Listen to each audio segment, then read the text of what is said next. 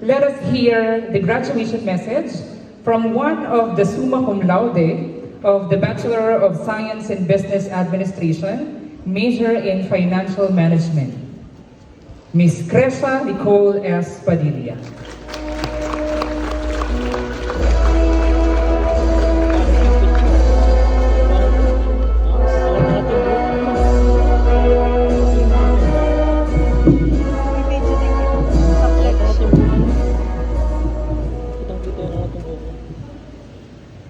To our school president, Madam Estelita Virodelas, our executive vice president, Sir Daryl Neluce Virodelas, our human resource head, Mr. Joshua Dung Virodelas,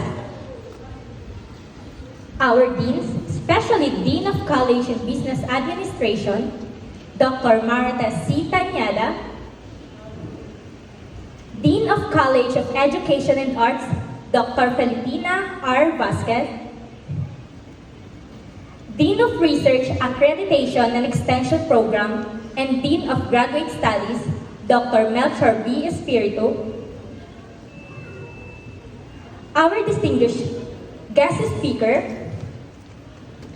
our Congressman of 4th District of Quezon, Honorable Kit Micah D. Altan, our Municipal Mayor, Honorable Webster D. Litargo,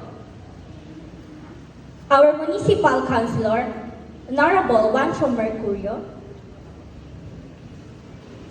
Directors, Program Heads, Faculties, Staff, Professors, Guests, proud parents, my fellow graduates, ladies and gentlemen, a pleasant afternoon. Today, as we stand at the threshold of this momentous occasion, it is impossible not to acknowledge the extraordinary path that has led us here.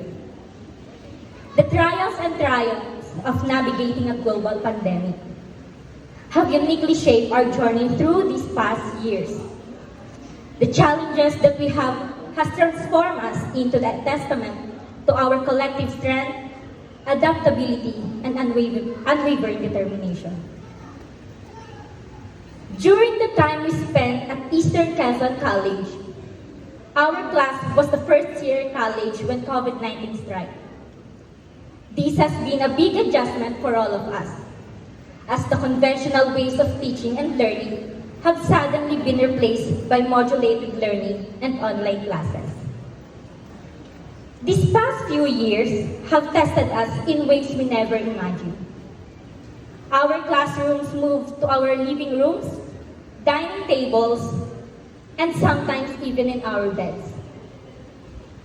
We adapted to virtual learning, mastered the mute button, and became experts in digital collaboration. The traditional high fives, study groups, and campus events were replaced by video calls, online forums, and drive-by celebrations. Through it all, we learned to embrace change, showing an incredible capacity for flexibility and innovation. This is where our resilience and determination as students began, to continue our studies. There were days when we wanted to give up, but some endured and continued to face challenges to achieve their dreams. Others, however, had to stop their education due to reasons such as financial constraints, frustration, anxiety, and depression caused by the difficulties of adjusting not only to studying but also to everyday life. We have many uncertain issues concerning our existing environment. There are so many questions running through our heads, such as whether our way of life will ever return to normal? Will in-person classes resume? Can I complete my studies in this situation? Or will I be able to see my classmates in person? I would like to give a brief narrative on my experience as a student during pandemic. One of the most tough challenges for me is the extremely poor and unreliable internet connectivity in our area. I need a strong signal to join our online session. And those who don't know, I'm from Unisan, and in our area, there was almost no signal, not even in data on cell phones. During those times, the only thing we used was a pocket Wi-Fi that we would tie and attach to a bamboo pole, pulling it up like a flagpole. But the signal strength was only enough for messenger, and sometimes it would still have trouble connecting. I have experience going to a high place like mountain just to get a strong signal for our online class. Sometimes, it even takes until night because there are evening classes scheduled. Or sometimes, it's affected by heavy rain. Yung naranasan kong habang umuulan at malakas ang hangin, nandun lang ako sa gilid ng puno, nakapayong, habang naghihintay ng at magsasabing, present po ma'am, sir, kapag mag-check na ng attendance.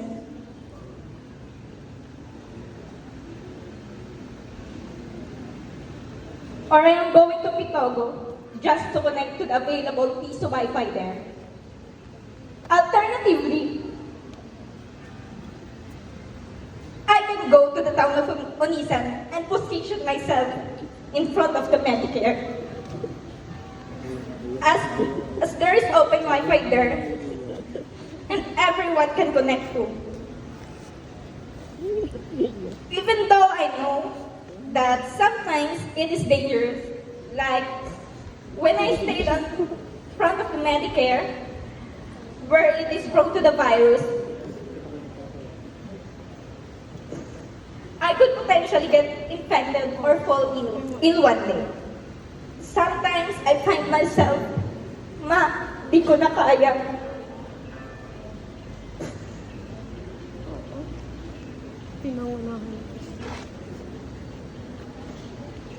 Because sometimes my confidence myself and my abilities wavers.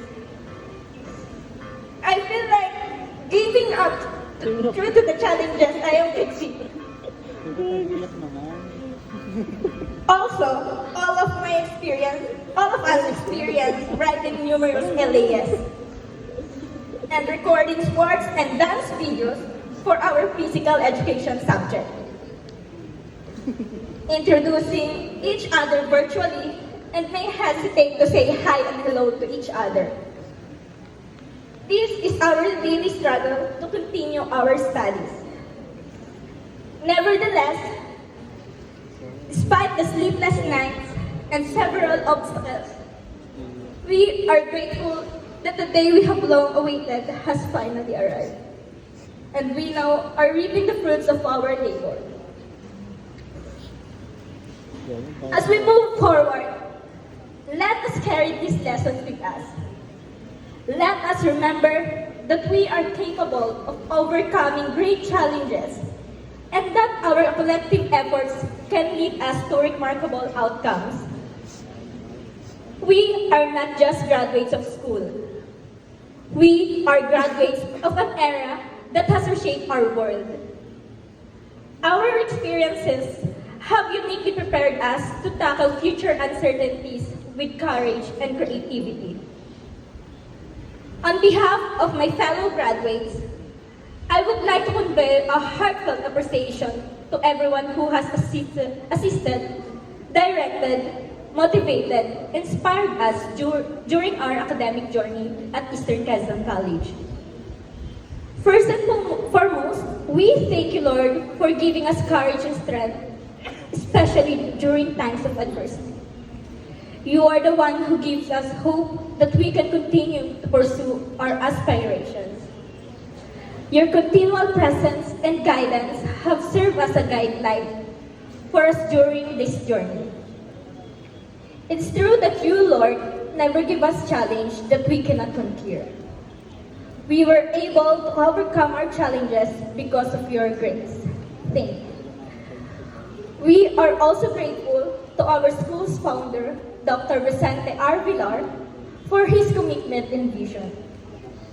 This institution has been dedicated to providing high-quality education and impacting us, the futures of countless individuals. We are truly grateful to the late former school president, Dr. Arnel V. Rodelas, to the interim school president, Madam Estelita V. Rodelas, and to the executive vice president, Sir Darren and Jose V. Rodelas. Thank you for continuing the noble aspirations here in our beloved school in order to provide excellence, quality, and competence that PQC possesses. Thank you to the staff and administration for their tireless work to ensure that our academic institution runs smoothly. Your hard work behind the scenes has created an environment that promotes learning and progress. We appreciate our deans, directors, program heads, and professors' dedication and knowledge. Your determination to excel has formed our thoughts and inspired us to achieve greater heights. We are appreciative of the knowledge and talents you have shared with us, which will serve as foundation for our future undertakings. In much the same way, I am particularly indebted to Dr. Marites C. Tañada, Dean of the College of Business Administration, for her unwavering support, mentorship, and dedication for helping graduate students achieve their educational and professional goals. You are like a mother to us at CBA. You provide all of our needs, even if we don't always understand each other. We appreciate and thank you. We shall never forget you. The lessons and teachings you have provided us have been extremely beneficial to our lives. Also, I'm grateful to you, Doc, for entrusting me with the position of Department President this academic year. As the leader, I have gained a better understanding of leadership and how to manage an organization. Furthermore, we appreciate your patience, trust, advice, and support as our professor and feasibility advisor. Your knowledge has been extremely beneficial to us in starting, processing, and successfully concluding our feasibility study. Despite the numerous failures we had while developing our product and conducting our research, you were there to help and make our work easier. Our difficulty in balancing the financial statement in our feasibility study. Yung bigla na lang kami pupunta sa office nyo or di kaya mag-chat-chat na, Ma'am, di po nagbabalance FS namin. May nawawala pong 10 piso, may nawawala pong piso, o di kaya 25 centavo. Di na po namin kaya itong i-balance. Pwede po bang utang na lang yung putal para mabalance lang po? And for that, we will always be grateful na nandyan po kayo palagi. In my previous OJT company, North Point Development Bank Head Office in San Pedro, Laguna, thank you very much, especially at Human Resource Department where I am placed. You considered me as part of HR family. Thanks for the enormous help you've given me in becoming a professional in my work. The relationships built both as an intern and as a trainer entrusted me with your task. You imparted your knowledge in the workplace that I may carry with me in my future profession. And to all CBA Lions, officers, representatives, and members of this department, as your department president for this academic year, I want to sincerely thank each and every one of you for your trust. I appreciate your assistance in ensuring that our department receives the finest care possible, particularly during events. I greatly value all of your efforts and hard work. I value the experience and the memories we created. I will always treasure the time I spent with each of you. I'm incredibly happy to be in this department, and I had so many excellent experiences. To all CBA Lions, never stop roaring as we embark on a journey filled with enduring memories. To my classmates and friends, to CBA FM4, I am eternally grateful that you were my companions and classmates during our college years. Siguro, kung hindi kayo ang naging kasama ko, hindi ako magiging ganito ngayon. I truly value all the experiences we shared. Through thick and thin, nothing was left behind. It was here that I witnessed and experienced solidarity. Yung kapag may naiwan sa atin sa mga gawain, andyan ang mga backup para tumulong kung alin at saan nahihirapan. Ayaw na ayaw ng FM4 na may mapag-iiwanan. The FM4 has never fallen apart. Despite occasional disagreements or misunderstandings, there came a day when we remained complete and happily together. Throughout those years we were together, we formed a family. A family that does not leave each other during difficult times and problems. A family that is ready to help and give advice to anyone in need. Ang samahang nagkakaisa, nagtutulungan at nagmamahalan. Yan ang pinagmamalaki ng FM4. Kaya to all FM4 and also MM4, padayon, make everyone proud to us.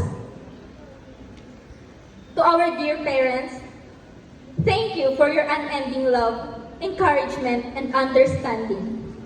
Your support has been a source of strength for us throughout this journey.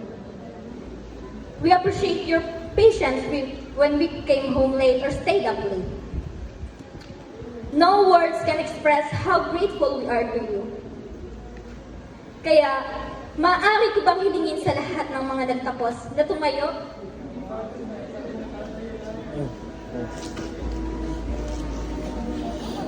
At hayaan natin ipakita ang ating taus-pusong pasasalamat sa ating mga magulang.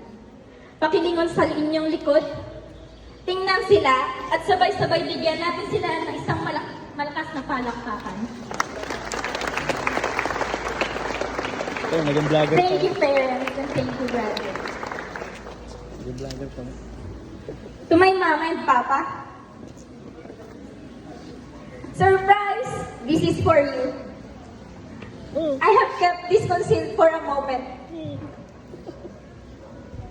I haven't told you because I want you to find out and witness today how far your child has come. I know that you are always proud of me. Your unwavering support and constant belief in my abilities have been my greatest source of strength. Every step I have taken and every accomplishment I have made reflects the love and encouragement you showed me throughout my life.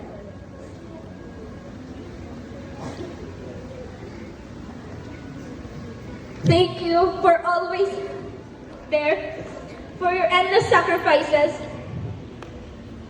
and for guiding me with your wisdom and kindness. I did not feel any pressure from you. Sabi niyo lang, basta masipag kang pumasok at may natutunan, ayos na sa inyo yun. Sabi niyo lang, basta But syempre, gusto ko masuklian ang paghihirap at pagsasakripisyo niyo para sa akin. I remember what you always say. Hindi niyo man natupad ang inyong pagtatapos ng inyong pag-aaral. Pero natupad niyo naman, at least natupad niyo naman ngayon sa inyong mga anak. And now, I am proudly saying na napagtapos kaming lahat ng aking mga kapatid sa institusyong ito ng isang tricycle driver.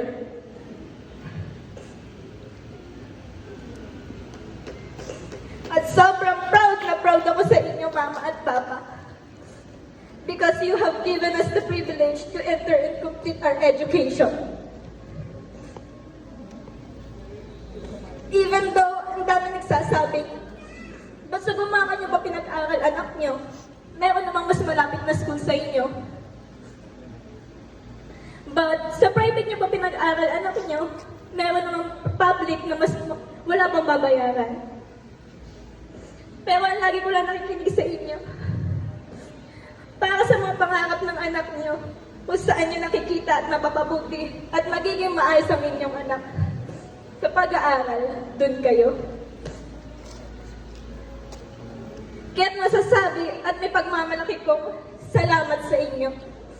Graduate na ang bunso niyo.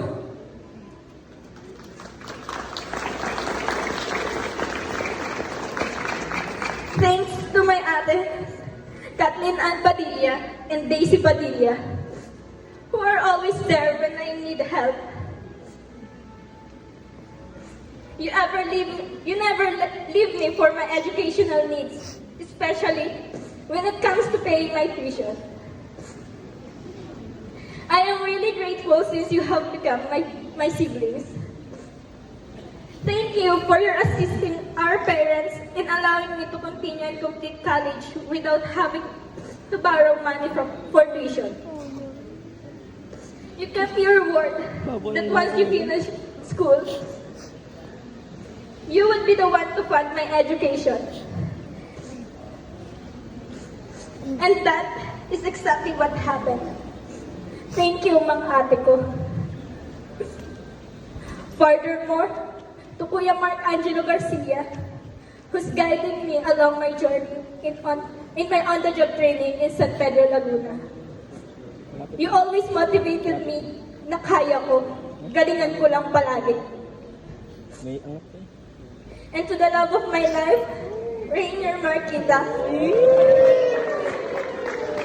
Your amazing assistance and participation have been greatly appreciated, especially during my academic path.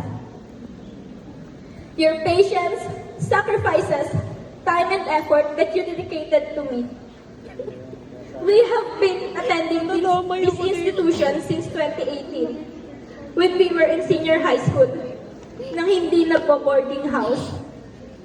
Kaya every day is a new adventure for me.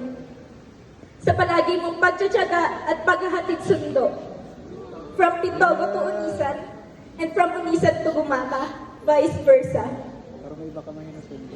Umulan, umaraw, umaga o gabi, o kahit man bumagyo, hindi ka nagsasawang samahan ako. Even if ako lang yung may pasok, maghapon ka naghihintay sa akin para maihatid ulit ako pa uwi. I always admire you. You have been my certified service for 6 years. We made it. We are embarking on our next journey together. In this moment, this was one of the most memorable experiences for all of us. Most importantly, marami ang hindi naka-experience ng graduation rites in person during senior high school. Hindi naranasang umakyat ang stage. Halos lahat online graduation. Yung nasabi mong, Ma, Pa, graduate na ako ng senior high, habang nasa loob ka lang ng kwarto, o di kaya ay nasa sala lang habang pinapanood sa online ang pagbanggit ng pangalan mo bilang computer. But this is it. As we depart the hallways of this institution, let us carry with us the lesson we acquired over this wonderful year. Let us remember the value of adaptation, the strength that comes from unity, and the resilience that allows us to overcome any obstacles in our path. Today symbolizes not only the completion of our academic journey, but also the start of a new chapter full of infinite opportunities. Let us face the world with confidence, armed with the information and experiences we have gained during our time here.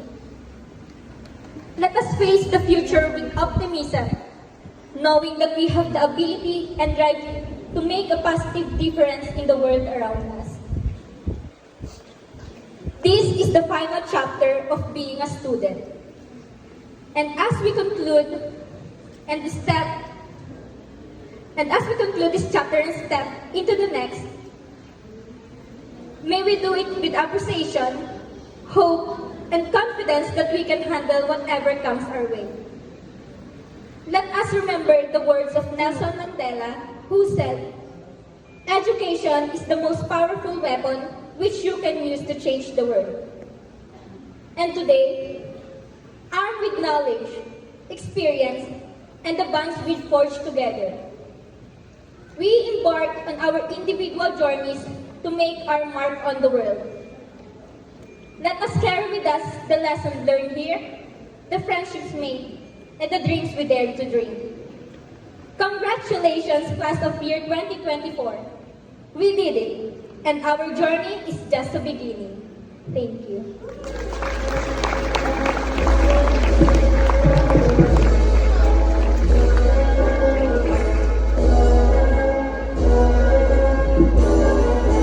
Thank you, Presha, for that graduation message and for sharing your experiences as one of the students who